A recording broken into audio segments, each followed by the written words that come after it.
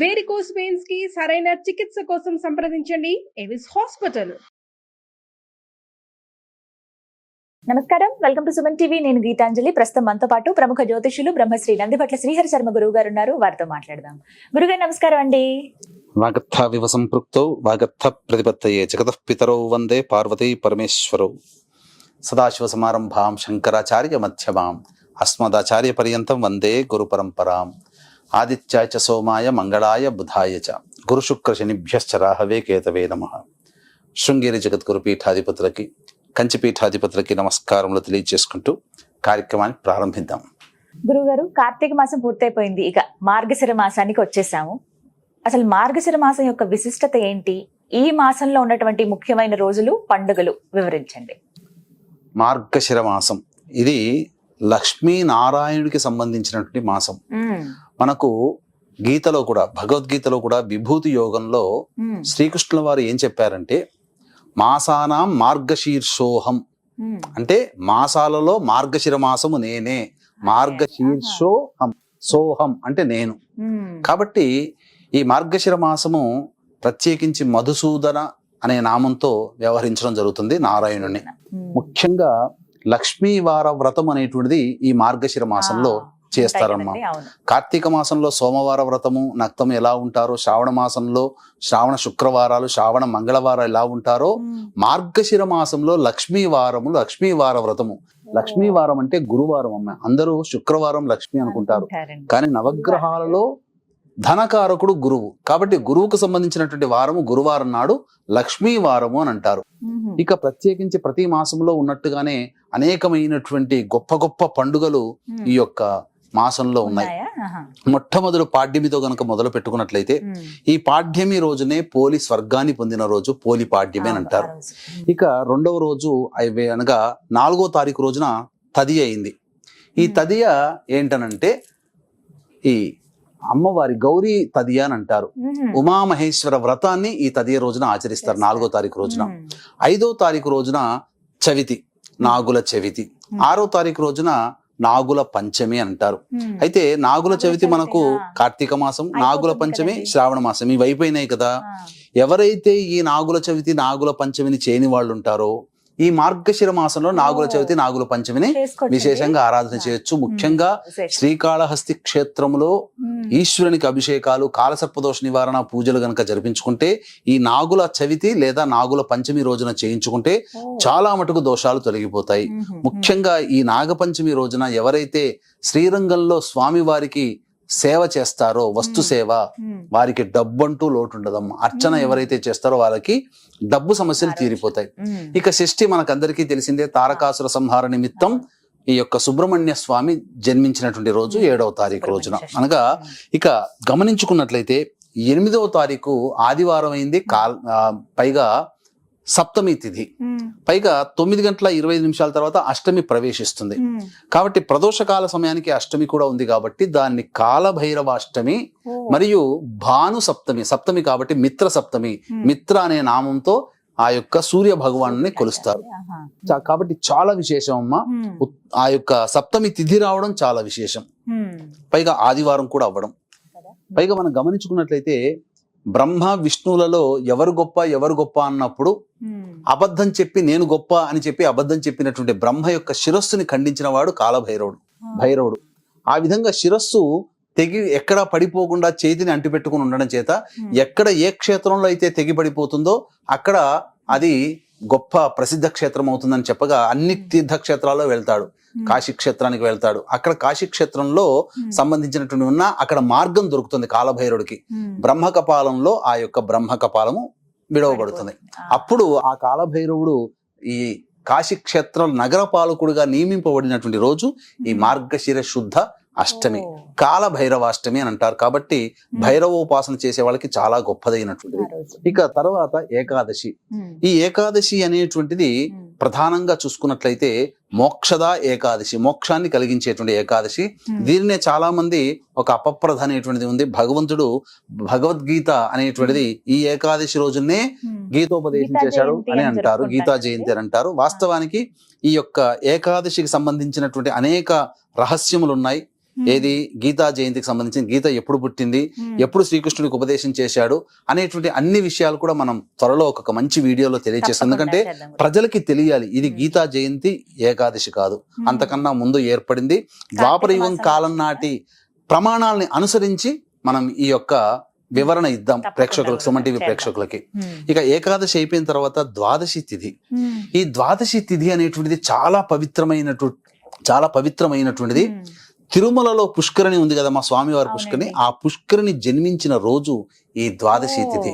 కాబట్టి ఈ యొక్క విశ్వవ్యాప్తముగా ప్రపంచంలో 3 కోట్ల తీర్థములు అనేటువంటివి ఉన్నాయి. ఆ 3 కోట్ల తీర్థములో ఉండే శక్తి ఆ ద్వాదశి రోజున తిరుమలలోని పుష్కరిణి తీర్థంలో ఉంటుందట. కాబట్టి ఎవరైతే ఆ ద్వాదశి తిథి రోజున పుష్కరిణిలో స్నానం ఆచరిస్తారో వారికి ఉన్నటువంటి సంచిత పురాకృత ప్రారబ్ధ కర్మ దోషములన్నీ కూడా తొలగిపోతాయి. ఈ ద్వాదశి తిథి అయిన తర్వాత త్రయోదశి తిథి ఉంది కదమ్మా. ఈ త్రయోదశి తిథి రోజున శ్రీకృష్ణ భగవాన్ల వారు ద్రౌపదికి మరియు ధర్మరాజుకి కలిపి హనుమద్వ్రతాన్ని ఆచరింప చేసినటువంటి రోజు. ఎందుకంటే భవిష్యత్తు సంగ్రామంలో పాండవులు విజయం సాధించాలంటే హనుమంతుని యొక్క అనుగ్రహం కావాలి. కాబట్టి హనుమద్వ్రతం అనేది ఆచరించారు ఆ సమయం నుంచి. ఇక ముఖ్యంగా గోదావరి నదీ తీర ప్రాంతంలో ఉన్నటువంటి వాళ్ళకందరికీ కూడా, అనగా తూగోపాగా జిల్లాలో ఉన్నటువంటి వాళ్ళకందరికీ కూడా హనుమత్ జయంతిగా త్రయోదశి తిథి రోజున జరుపుకుంటారు ఆ హనుమత్ వ్రతం. అది మనం చూసుకున్నట్లయితే 13వ తారీఖు అయిందమ్మా. ఇక 14వ తారీఖు దత్త జయంతి అని అంటారు. ముఖ్యంగా 15వ తారీఖు రోజున పౌర్ణమి ఉంది. రాత్రిపూట పౌర్ణమి ఉంది కాబట్టి రాత్రిపూట పౌర్ణమి 14వ తారీఖు, కానీ ఉదయం పూట పౌర్ణమి తిథి 15వ తారీఖు ఉంది కాబట్టి పౌర్ణమి అనేటువంటిది దత్త జయంతి 15వ తారీఖు రోజునే చేసుకోవాలి. దత్త జయంతి అనగా దత్తుడి యొక్క జన్మించినటువంటి రోజుగా చెప్పబడి ఉంది. ఈనాడు దత్త జయంతి, గురు పౌర్ణమ అని అంటే చాలా మంది బాబా ప్రార్థనా మందిరాలు, బాబా ఆశ్రమాల చుట్టూ తిరుగుతున్నారు. అసలైన దత్తుని యొక్క అనుగ్రహం పొందాలంటే దత్తుణ్ణి మాత్రమే ఆరాధించాలి తప్ప దత్త స్వరూపముగా ఉన్నటువంటి మనిషిగా పుట్టి చనిపోయినటువంటి వాళ్ళని ఆచరించకూడదు.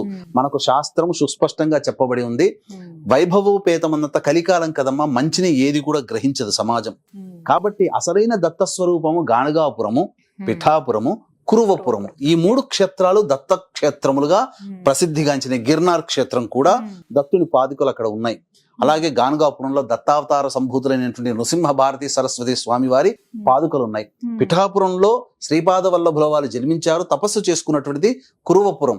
ఈ క్షేత్రములు మాత్రమే దత్త క్షేత్రాలు కాదు తప్ప దత్తావతారంగా భావింపబడి బాబా ప్రార్థనా మందిరాల చుట్టూ తిరిగి బాబాల చుట్టూ తిరిగేటువంటి వాళ్ళకి దత్తుని అనుగ్రహం లభించదు. ఇది దత్తుని మాట. కాబట్టి ఇక గమనించాల్సినటువంటిది ఈ యొక్క దత్త జయంతి కోర్ల పూర్ణమి అని అంటారు. అంటే కార్తీక పౌర్ణమి నుంచి మార్గశిర పౌర్ణమి వరకు కూడా యమదంష్టం అనగా యముడు కోరలు తెచ్చుకొని ఉంటాడట. కాబట్టి ఆ యొక్క యముని యొక్క ప్రీతి కోసమే, శాంతింప చేయడం కోసమే కోర్ల పూర్ణమి రోజున యమునికి మళ్ళీ చక్కగా పూజాది కార్యక్రమాలు చేస్తారు. అందుకనే దీన్ని దృష్టిలో పెట్టుకుని వీక్షించేటువంటి ప్రేక్షకులకి ఈ యొక్క దత్త జయంతి సందర్భంగా డిసెంబర్ 15వ తారీఖు రోజున సుప్రసిద్ధ మహామహిమాన్వితమైనటువంటి కాశీక్షేత్రంలో జాతకరీత్యా కలుగు విద్య, వివాహ, ఉద్యోగ, దాంపత్య, సంతాన, అనారోగ్య సమస్యలకి మరియు గోచారరీత్యా వృషభ, మిథున, కర్కాటక, సింహతుల, వృశ్చిక, మకర, కుంభమీన రాశిలో జన్మించిన వారికి శనిదోష పరిహారార్థమై సర్వదోష నివారణ పూజలు, హోమాలు పర్ హెడ్ 1500 రూపాయలకి డిసెంబర్ 15న కాశీ క్షేత్రంలో చేయించడం జరుగుతుంది. అలాగే అందరికీ యమబాధలు తొలగించడం కోసం ఆ దత్త జయంతి రోజున యమ హోమం కూడా చేయించడం జరుగుతుంది. అనగా నరకలోక ప్రాప్తి, అపమృత్యు భయ దోషాలు కూడా ఈ యొక్క హోమంలో పాల్గొనడం ద్వారా తొలగిపోతాయి. ఇక యముని యొక్క తదనంతరం దత్త జయంతి అయిపోయిన తర్వాతనమ్మా మనం గమనించుకున్నట్లయితే ఈ పౌర్ణమి నుంచే ధనుర్మాసం ప్రారంభమవుతుంది. మనకు గమనించుకున్నట్లయితే ఈ యొక్క మాసాలన్నీ కూడా చైత్ర, వైశాఖ, జ్యేష్ఠ, ఆషాఢ, శ్రావణ, భాద్రపద, ఆశ్వీజ, కార్తీక, మార్గశిర, పుష్య, మాఘ, బహు, పాల్గొనం, ఈ 12 మాసాలు ఉన్నాయి. ఎక్కడైనా ధనుర్మాసం అని ఒకటి ఉందా? లేదు. మనం గమనించుకుంటే ధనుర్మాసం అనేది ప్రత్యేకంగా లేదు. కానీ ప్రత్యేకించి ఈ యొక్క వైష్ణవ సాంప్రదాయం అనుసరించి రవి ధనుస్సు రాశిలో ప్రవేశం చేసిన సందర్భంగా ధనుర్మాసం ఏర్పడుతుంది.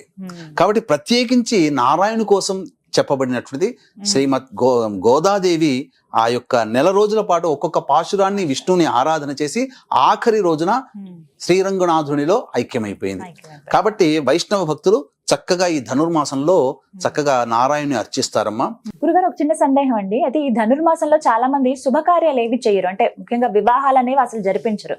అంటే మంచిది అయినప్పుడు ఎందుకు జరిపించరు? వివాహాలకు ఎందుకు అనుకూలం కాదు? ఈ మార్గశిర మాసం మొత్తం కూడా వివాహాది శుభకార్యాలకి ఉన్నాయి. మా శంకుస్థాపన, గృహప్రవేశాలు, వివాహాలు, ఉపనయనాలు అన్నీ ఉన్నాయి. కానీ ఇక్కడ గమనించుకోవాల్సిన ఒక అపప్రద ఏంటంటే విష్ణువుని మాత్రమే కొలిచేటువంటి వైష్ణవులకి సాంప్రదాయానుసారము సౌరమానం ప్రకారం కదా వాళ్ళకి ధనుర్మాసం వచ్చేది. సౌరమానం ప్రకారము వాళ్ళు ఎటువంటి పూజాది కార్యక్రమాలు వాళ్ళకు ఉండవు. కానీ ఈ యొక్క ఆచారం మన వాళ్ళకు కూడా, అంటే వాళ్ళు చేసుకోలేకపోతే మనం కూడా చేసుకోకూడదు అని చెప్పి ధనుర్మాసంలో మన వాళ్ళు కూడా గృహప్రవేశాలు చేసుకోరు. కానీ ఇది తప్పమ్మా, మనకు సంబంధం కాదు. అది చక్కగా ధనుర్మాసంలో చేసుకోవచ్చు. ఆ ధనుర్మాసంలో ఆ వైష్ణవులు ఎవరింట కూడా పూజాది కార్యక్రమాలు చేసుకోకుండా కేవలం విష్ణువుని, లక్ష్మిని ఆరాధిస్తుంటూ పెట్టుకున్నటువంటి రోజు కాబట్టి అది అందరికి మనకు ఆపాదించబడలేదమ్మా. కాబట్టి తప్పకుండా ధనుర్మాసమైనా కానీ చేసుకోవచ్చు, తప్పు లేదు. మనకు ఆ సాంప్రదాయం కాదు. కాకపోతే విష్ణుని, లక్ష్మిని ఆరాధన చేసే సాంప్రదాయం చేసుకోవచ్చు. ఇక ఈ ధనుర్మాసం పౌర్ణమి నుంచే ప్రారంభమవుతుంది. ఇక తదనంతరం చూసుకుంటే 18వ తారీఖు రోజున సంకష్టహర చతుర్థి ఉంది. గణేష్ని ఉపాసన చేసేవాళ్ళు సంకష్టహర చతుర్థి. ఇక గమనించుకున్నట్లయితే 22వ తారీఖు రోజున కూడా మళ్ళీ కృష్ణపక్ష సప్తమి తిథి భాను సప్తమి ఉంది. ఇక తరువాత 26వ తారీఖు రోజున ఏకాదశి. ఇక 28వ తారీఖు రోజున శని త్రయోదశి ఉంది. అందుక వీక్షించేటువంటి ప్రేక్షకుల్లో 2024వ సంవత్సరంలో ఇక ఆఖరి శని త్రయోదశి అదేనమ్మా. ఇక 29వ తారీఖు రోజున మార్గశిర మాస శివరాత్రి. 30వ తారీఖు రోజున అమావాస్య ఉంది. ఈ అమావాస్య చాలా విశేషమైనది. సోమవారముతో కూడుకున్నటువంటి అమావాస్య, సోమవతి అమావాస్య. కాబట్టి ఇంతటి విశేషమైనటువంటి పర్వదినాలు కలిగినటువంటి మార్గశిర మాసం రోజున వీక్షించేటువంటి సుమన్ టీవీ ప్రేక్షకులు కూడా చక్కగా నియమాలని ఆచరిస్తూ లక్ష్మీనారాయణ యొక్క అనుగ్రహం కలిగినట్లయితే తప్పకుండా వాళ్ళకి సిరి సంపదలకి లోటు ఉండదని చెప్పవచ్చమ్మా. ఎటువంటి నియమాలు పాటించాలి గురుగారు? మరి నియమాల గురించి వస్తే ఈ మార్గశిర మాసంలో ఖచ్చితంగా ఇవి ఆచరించవలసిందే అంటూ ఉన్నాయా, ఆచరించకూడనివి అంటూ ఉన్నాయా? ముఖ్యంగా ఆదివారము సూర్య సమానము కాబట్టి నారాయణుడికి సంబంధించింది కాబట్టి ఆదివారం రోజున, గురువారం లక్ష్మీ వాసరముగా చెప్పబడింది కాబట్టి గురువారం రోజున మద్యపానము, మాంసాహారము, అలాగే స్త్రీ సంభోగము, నూనె రాసుకోవడము కుదరదు. ఉల్లిపాయలు, వెల్లుల్లిలు వర్జించాలి. ఇక ఖచ్చితంగా అవి.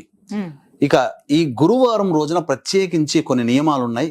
ఈ లక్ష్మీవారం రోజున, మార్గశిర లక్ష్మీవారం రోజున ఎటువంటి నియమాలు పాటించాలి, ముఖ్యంగా ఇల్లాలు ఏ విధంగా చేయాలి, విధి విధానాలు అనేటువంటి విషయాల గురించి మనం మరొక వీడియోలో చర్చించుకుందాం.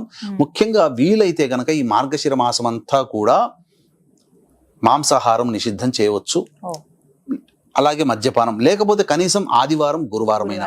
ఇక నెల రోజుల పాటు ప్రదోషకాల సమయంలో సింహద్వారానికి ఇరువైపులా దీపారాధన, లేకపోతే కనీసం గురువారం, శుక్రవారం రోజునైనా కానీ చేయాలమ్మా. ఈ నియమాల్ని పాటించుకుంటుంటే చాలా మటుకు మంచిగా ఉంటుంది. అలాగే ఈ మార్గశిర మాసము లక్ష్మి అంటే ఎవరమ్మా? స్త్రీనే కదా. అంటే స్త్రీ స్వరూపం. తల్లిని బాధించకూడదు, భార్యని బాధించకూడదు, కడుపులో పుట్టిన పిల్లల్ని బాధించకూడదు, కోడల్ని బాధించకూడదు. అలాగే పనిచేస్తున్న సంస్థలో కానీ, చుట్టుపక్కల ఎవరినైనా కానీ, సమాజంలో కానీ ఏ స్త్రీని కూడా కంట నీరు పెట్టించకూడదు. ఆ విధంగా ఉన్నటువంటి వ్యక్తికి, ఆ విధంగా ఏ స్త్రీని అయితే బాధ పెడతాడో, ఏ పురుషుడైనా లేదా ఏ స్త్రీ అయినా సాటి స్త్రీని బాధ పెడుతుందో ఆ ఇద్దరికి కూడా లక్ష్మీ అనుగ్రహం లభించదు. లక్ష్మి అంటే కేవలం డబ్బే కాదమ్మా, ఐశ్వర్యంతో పాటు ఆరోగ్యము, సంతోషము అన్నీ కూడా ఉంటాయి. కాబట్టి ప్రధానంగా మనిషికి కావాల్సిన సంతోషం. మనిషి సంతోషంగా ఉండాలంటే ఏ స్త్రీని కూడా బాధించకూడదు. కన్న బిడ్డనైనా, కట్టుకున్న భార్యనైనా, కన్న తల్లినైనా బాధించకూడదు. చాలా చక్కగా వివరించారండి. మార్గశిర మాసం అంతా అసలు ఎలా ఉండాలి, ఏమిటి ముఖ్యమైన రోజులు ఏమిటి అనేవి చక్కగా చెప్పారు. నమస్కారం గురువు. సర్వం శ్రీ ఉమామహేశ్వర పరబ్రహ్మార్పణమస్తు.